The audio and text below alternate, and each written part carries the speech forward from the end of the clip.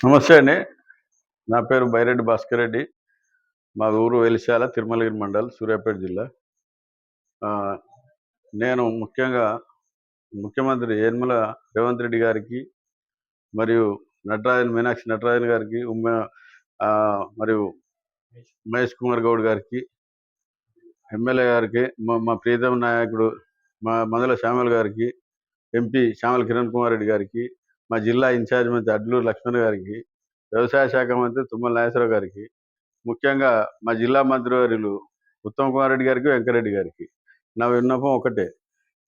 నేను గత 30 సంవత్సరాలుగా కాంగ్రెస్ పార్టీలో పనిచేస్తున్నాను. మా నాయనగారు 50 సంవత్సరాలు కాంగ్రెస్ పార్టీలో, స్వాతంత్రం వచ్చినప్పటి నుంచి కూడా ఆయన స్వాతంత్ర సమరయోధుడు. 20 సంవత్సరాలు వెలిశాల సర్పంచ్ చేశారు. పెద్ద గ్రామ పంచాయతీ మాది. 8 తండాలు ఉన్నాయి, మాకు 7 తండాలు ఉన్నాయి. ఈ గ్రామ పంచాయతీలో 20 సంవత్సరాలు సర్పంచ్ చేశారు. సొసైటీ మామిడాల సొసైటీ చైర్మన్ చేశారు. స్వాతంత్ర సమరయోధులు మా నాయనగారు. మా నాయనగారు ఊరికి ఆయన జీవితం మొత్తం త్యాగం చేసిండు. ఎందుకనంటే ఇందిరమ్మ ఇండ్లు పట్టుకొచ్చింది మా నాయనగారు. ఈ రోజు ఉన్న ఎస్సీ కాలనీ మొత్తం మా నాయనగారి తెచ్చిన ఇందిరమ్మ కాలనీ అది. రెండోది మరికుంట తండ కానీ, బోల తండ కానీ, చింతలకుంట తండ కానీ, బుక్కె తండ కానీ, రాయసేరు తండ కానీ, 7 తండాలు, నిమ్మలగడ తండ కానీ, ఇవన్నిటికి కూడా మా నాయనగారు చేయని సేవ లేదు. మేము అందరితో ఎస్సీ ఎస్టీ బీసీలతోనే మేము మా జీవితం ఎక్కువ గడిచింది. మా నాయనగారిది కానీ మాది కానీ. నేను ఒకటే విన్నపం, నాకేంటంటే ఈ కాన్స్టిట్యున్సీలో తిరుమలగిరి పిఎస్సిఎస్ జనరల్ స్థానం కేటాయించడం జరిగింది. నేను 13 సంవత్సరాల నుంచి, ఆ రోజు 2013లో నేను డైరెక్టర్ అయినప్పుడు, తొండకు ఎలిశాలకు ప్రాతినిధ్యం వహించినప్పుడు నేను 2 డైరెక్టర్లు గెలవడం జరిగింది.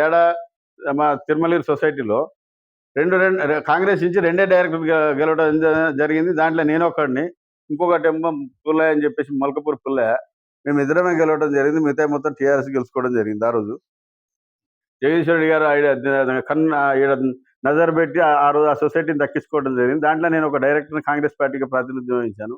రెండోసారి కూడా 2020లో కూడా నేను ఇండిపెండెంట్గా గెలవడం, కొన్ని అనివార్య కారణాలతో ఇండిపెండెంట్ నిలబడి ఇండిపెండెంట్గా ఇనానిమస్గా గెలవడం జరిగింది. మా మండలంలో ఒకటే ఇనానిమస్ అయింది. నేను ఒక్కడనే ఆ రోజు నేను కూడా ప్రాతినిధ్యం వహించడం జరిగింది.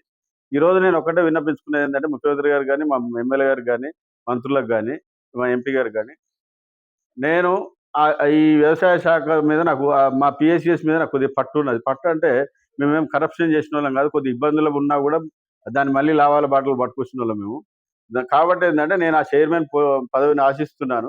నా యందు దయ ఉంచి ముఖ్యమంత్రి గారు కానీ, ఎమ్మెల్యే గారు కానీ, ఎంపీ గారు కానీ, మంత్రులు కానీ నాకు ఈ అవకాశం ఇప్పియండి.